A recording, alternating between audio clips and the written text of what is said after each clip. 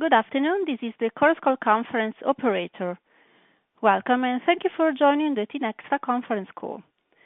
As a reminder, all participants are on listen-only mode. After the presentation, there will be an opportunity to ask questions. Should anyone need assistance during the conference call, they may signal an operator by pressing star and 0 on their telephone. At this time, I would like to turn the conference over to Mr. Joseph Mastragostino, Chief Investor Relations Officer. Please go ahead, sir. Thank you, operator. Good morning, good afternoon. Thank you for joining Tinexta's conference call on the exercise of the call option on DefenceTech. Here with me today, Pierandrea Chevallard, CEO of Tinexta, Oddone Pozzi, Group CFO. As a reminder, all the relevant documentation relating to the conference call can be downloaded from our company website. For the purpose of this call, Pierandrea will provide some key strategic statements relating to the announced deal. I will go over the highlights in the form of an executive summary, and Oddone instead will go over the transaction details as well as all the other financials. The last part of the call will be dedicated to Q&A. A recording of this conference call will also be available on our company website, and it will be posted upon completion of this call.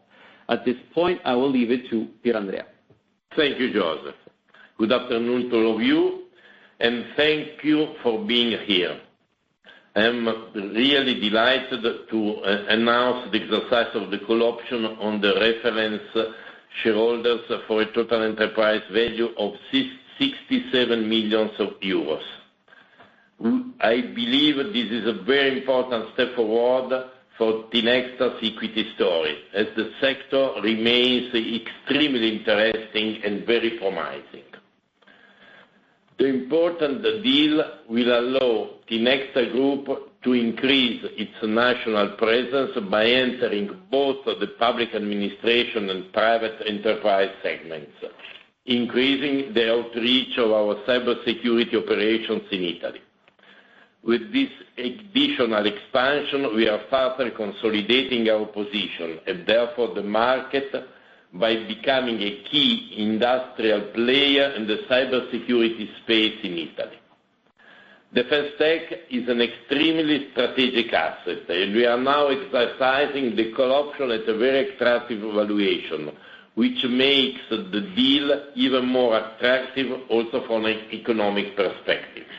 Obviously, following both Golden Power authorization and acceptance from the reference shareholders of the exercise price, Tinexta will adhere to the obligation of launching a mandatory tender offer.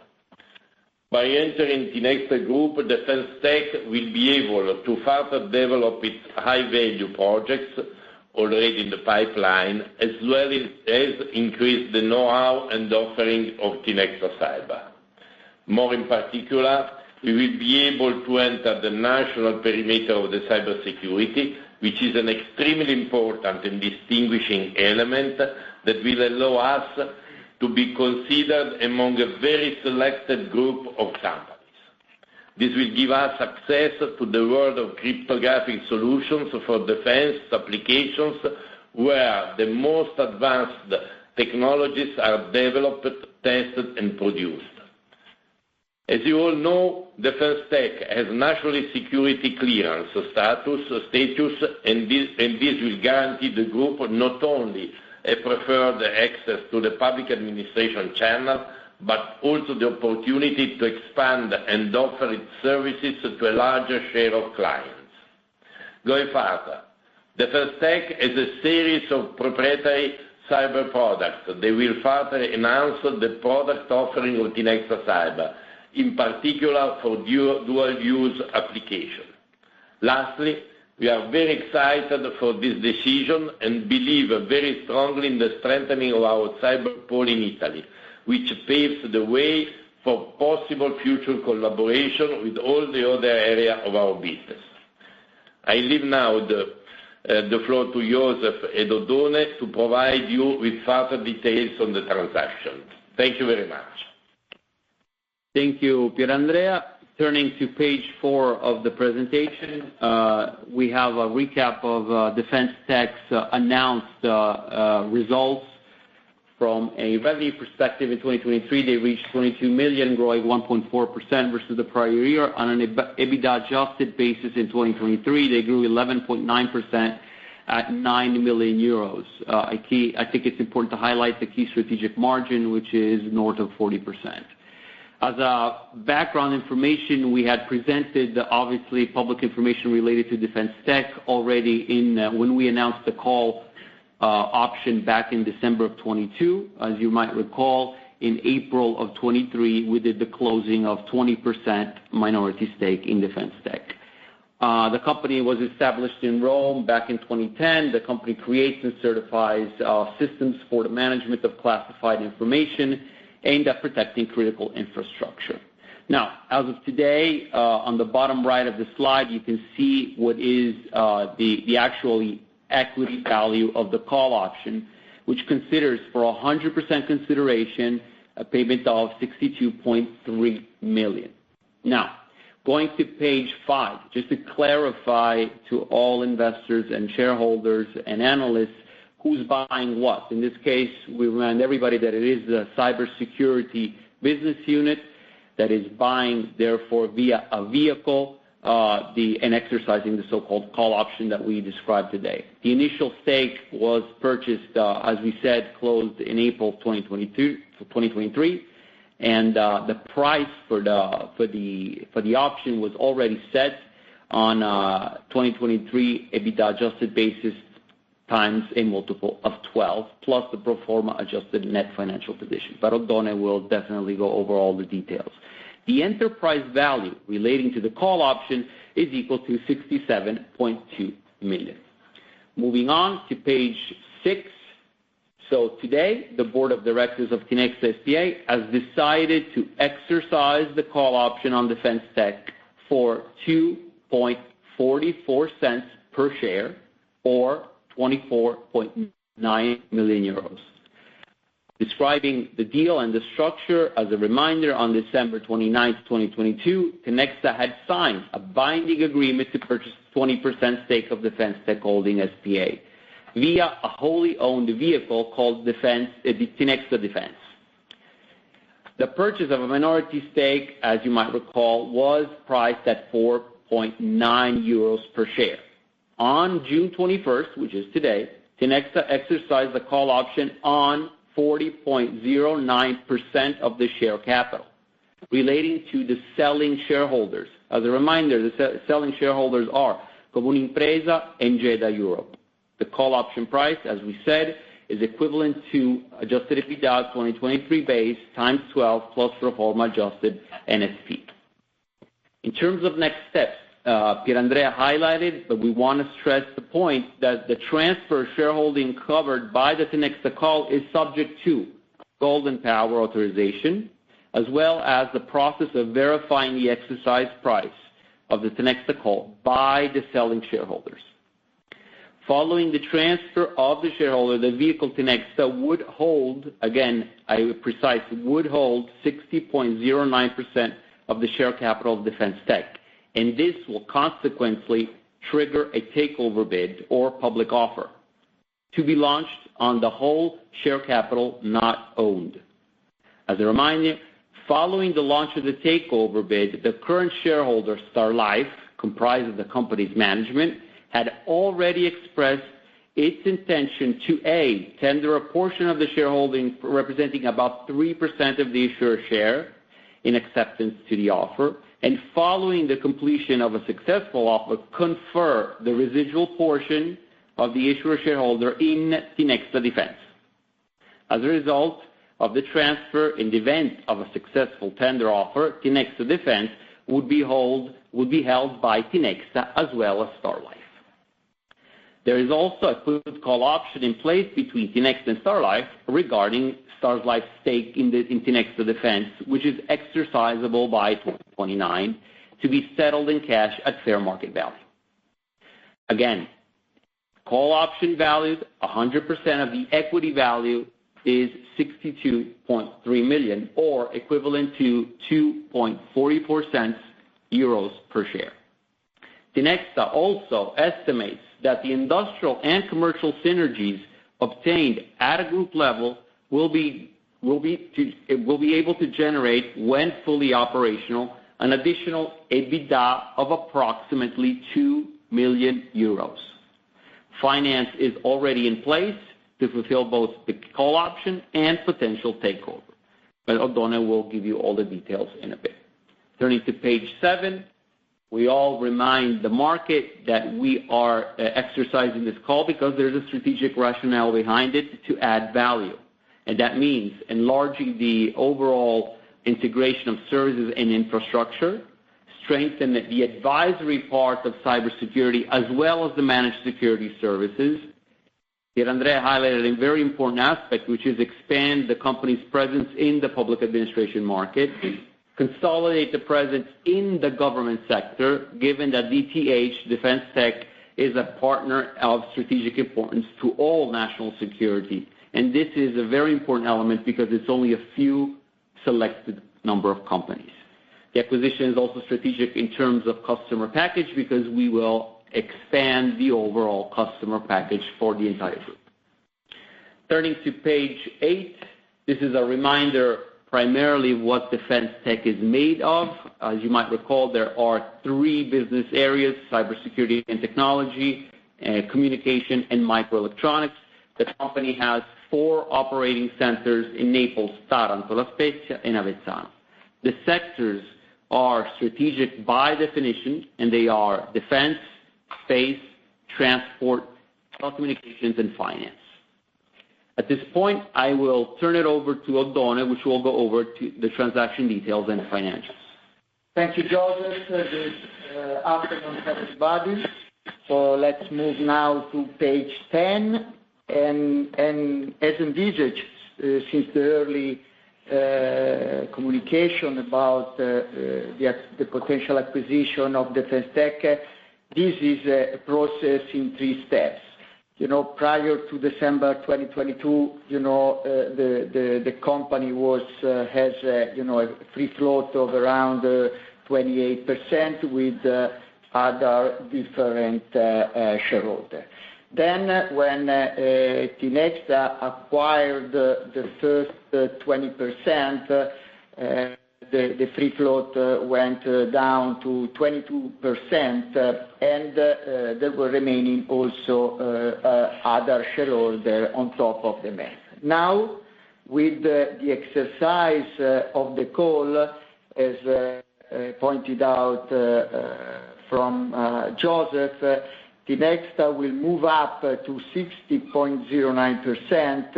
The free float is going to remain to 22.37%, and the management with Star Life will add 17.5%. So this is where we are now, as a step, and Tinexta. So after having exercised the call, and we include also the process of approvals that were mentioned before, both by Pierandrea and Joseph, we will be in a position to go through a mandatory takeover bid. If the public office will be completed, basically, as already anticipated by Joseph, Tinexta and the company is going to be delisted. Tinexta will own around 85%, while Star Life would be in the range of 15%. The company, over the last 3 years, increased constantly, both in terms of revenue and EBITDA, and the margins, went up over the period up to 9%. Additionally, the net financial position went down, mainly driven by 2 things: the significant level of investment, as well as the investment in working capital, driven by the specific DSO of the industry, and obviously by, like I said, by the growth in terms of rent. So the development of the company over the period includes also products. You know, in 2019, the company was mainly focused on services. If we look at results of 2023, products accounts for almost 1/3 of the revenue. And obviously, this is changing a bit the mix and the margin inside that, as well as the level of CapEx. If we look at the clients, now we can say that the government portion remained over the period basically stable at 77%, while the corporate part went up to 23%. If we look at the perspective share around the market and our view on DefenceTech, we would expect the revenue grow at the compound average rate 24-26 in the range of 12%, with the margin being around 29%. The acquisition is already included in the first quarter documentation of the group. The financing of the group of the acquisition will be done through a dedicated facility line as a part of club deal signed by Tinexta in April 2024. So basically, we have a facility fully dedicated to this specific deal. Joseph and Pier Andrea talk both about the evaluation of the call. This has been calculated, like we said, as a multiple of adjusted EBITDA, multiple of 12 times of adjusted EBITDA 2023. Obviously, the adjusted EBITDA includes also an agreement which we signed with the seller that was taking in account some extras CapEx that could have been performed. On the net financial position adjusted at the end of 2023 is negative by 4.9 million, and also this is part of the agreement with the seller related to some specific part of their balance sheet. So we came to an equity value of around 64 million, with a cash out for Tinexta in the range of 25 million. At the price per share, as already stated both from Pier Andrea and Joseph, at 2.44 euro.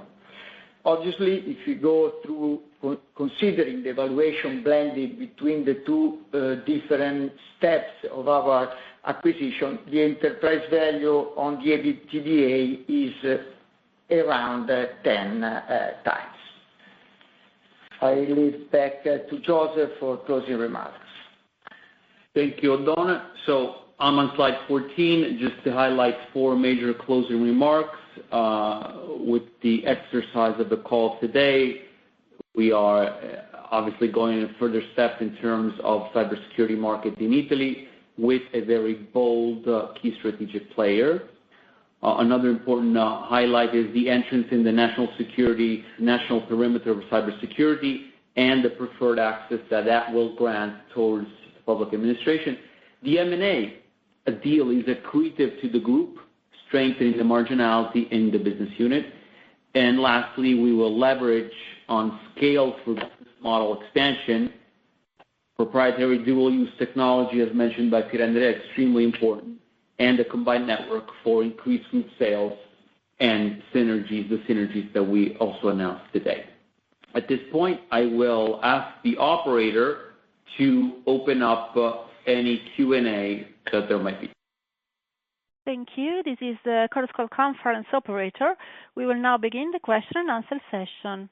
Anyone who wishes to ask a question may press star and 1 on the telephone. To remove yourself from the question queue, please press star and 2. Please pick up the receiver when asking questions. Anyone who has a question may press star and one at this time. The first question is from Federico Belluati of Kepler Cheuvreux. Good afternoon, everyone. My question is regarding the potential timeline, especially regarding the Golden Power. Do you have an idea of how long it should take to the government to approve eventually your exercise? That's it, basically, from me. We don't see any major problem in getting the authorization of Golden Power. They are supposed to give the authorization maximum in 60 days.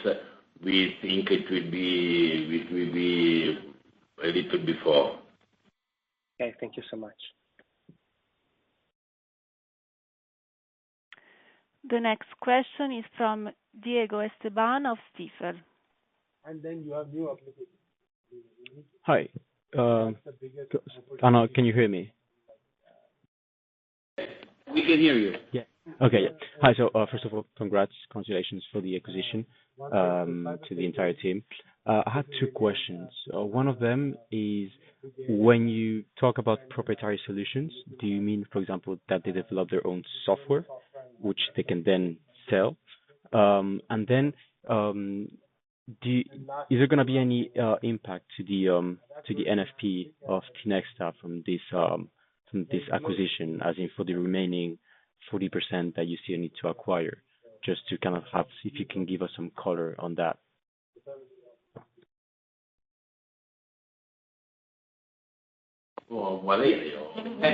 So Diego, the answer is yes, it is software. It's important that, our product line with this potential acquisition will increase significantly. So that is one of the key strategic assets. But yes, to answer your question, it is based on software.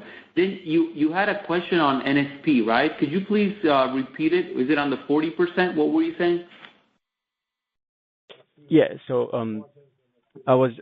my question was referring to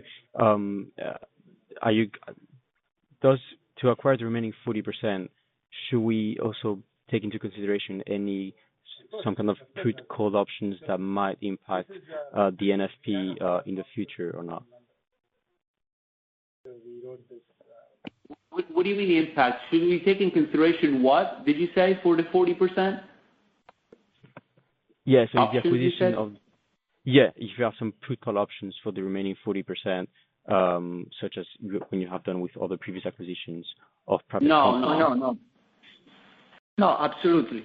We after having went through the steps that we already mentioned, we are going, we will go through a closing for acquiring the remaining 40%, as mentioned. So just to clarify, this is not like an acquisition of a company like we used to do, right? This is an acquisition of a stake, right? So the 40% would be paid upon surrendering the shares. Full stop. Okay, great. That's super answer. Great, and congrats again for the acquisition. Thank you. Thank you. The next question is from Isacco Brambilla of Mediobanca.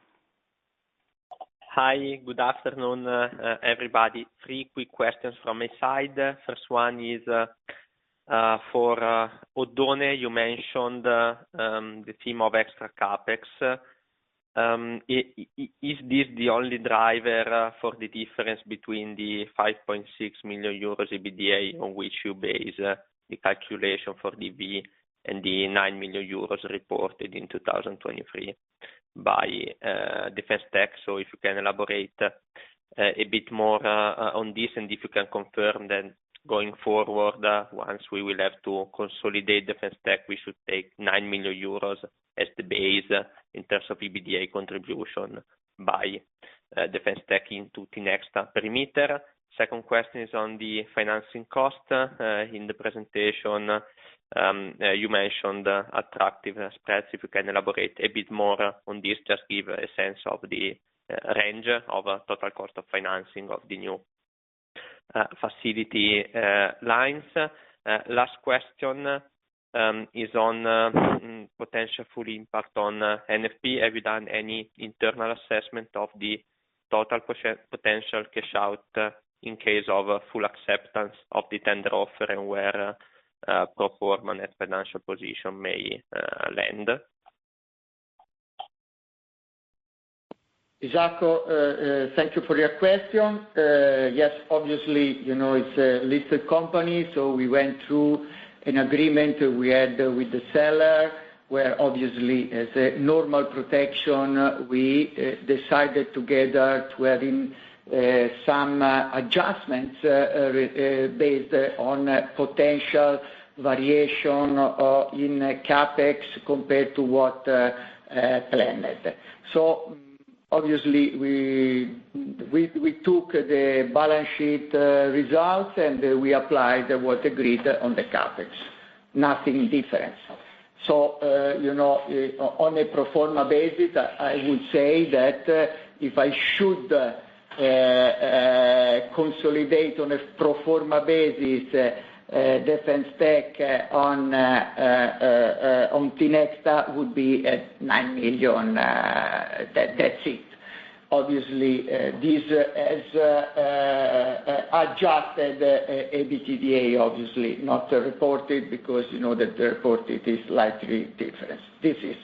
If we go to the financing, our financing is at Euribor 6 months plus, let's say, when we will move above 2 times, this will be around 200 bps.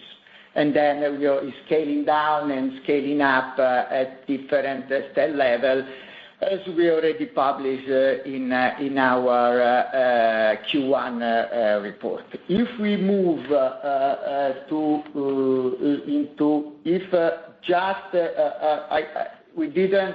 I did not perform, any evaluation on potential call price, because this is not the time to go into it. But so let's assume that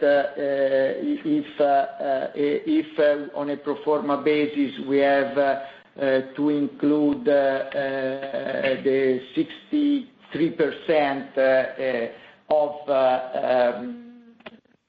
DefenceTech, we should be in the range of 2.2 times, 2.3 times the EBITDA, and at the end of 24. Then what is going to happen is depending, obviously, when the closing will occur. We have some steps that have some uncertainty in terms of timing. The golden power, as you said, the checking procedure from the view from the seller.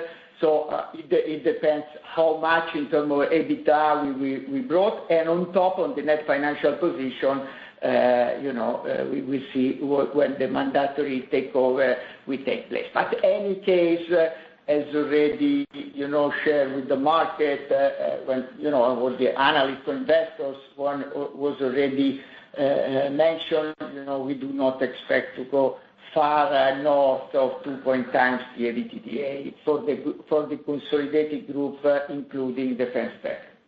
Then it depends of which percentage we will reach,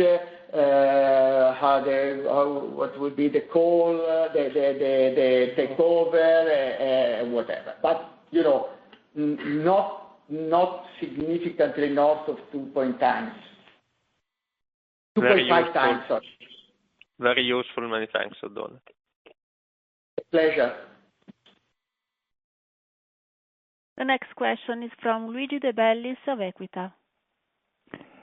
Yes, good afternoon. I have 3 questions. The first one is on can you elaborate better on the procedure for verifying the exercise price of the Tinexta call by the selling shareholder? So more color on the procedure for this verification. Second question, do you expect the price of tender offer to be in line with the call option price or the adjusted price after the verification, or do you expect to pay a premium for the control of the target? And the last question, sorry for bothering you on this, but can you give us more color on the main differences between your adjusted EBITDA and the one calculated by DefenceTech, and also for the net financial position, because there is a huge difference. What are these differences related to? Which capex are they referring to? Thank you.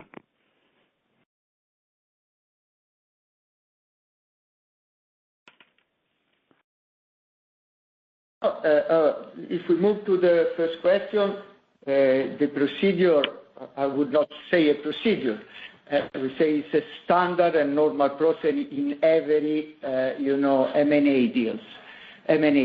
So we went through, our, advisors went through, and they just applied the agreement we had with the seller.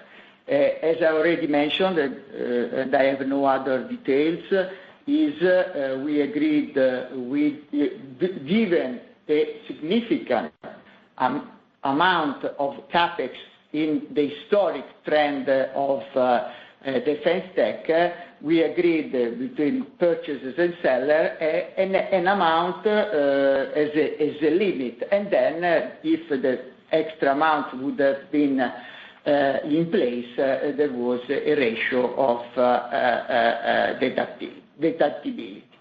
Very, very simple, very clear. The figures of DefenceTech are what they are in the balance sheet. So there is nothing on this subject, as I already answered to Isaac. Second, the price of the tender offer is not on the table today, so only following, the specific stock exchange rules. Once all the steps will be completed, the board or Tinexta will convene again and will come out with the price for exercise for the tender offer. So it's not a matter that I can go through today as following this procedure. For the net financial position, again, here we agreed with the seller that certain balance sheet position should have been treated as agreed between parties, and this is how we came to this net financial position of 4.9 million euro. Again, the net financial we fully reflect the net financial position. This is the net financial position, and so nothing has been changed. Thank you very much. As a reminder, if you wish to register for a question, please press star and one on your telephone.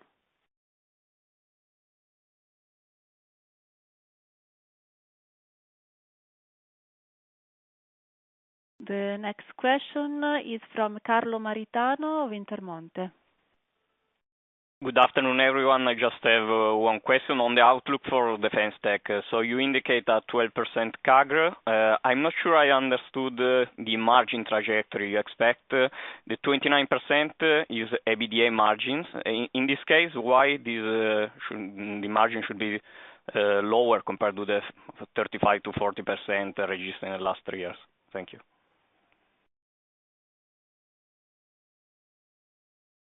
Okay, thank you for your question.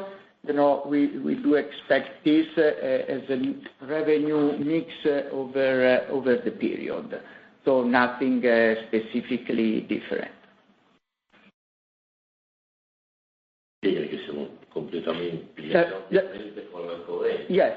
Yes, but for us it's not absolutely not an issue, not a problem. We fully share the plan proposed by the management and also shared with investors, so we are fully aligned on that. And we trust in the company as we are going to exercise we decided to exercise our call, and we think we are entering a very attractive business with also potential for synergies with the group. Okay, I don't see any more questions on the table, so thank you very much for connecting. I'm available for any follow-ups, and I'll reach out to any of you analysts and obviously all the shareholders that need any help in understanding the deal and the next steps. Thank you very much. Thank you very much. See you. Thank you. Thank you. Bye. Bye. Bye.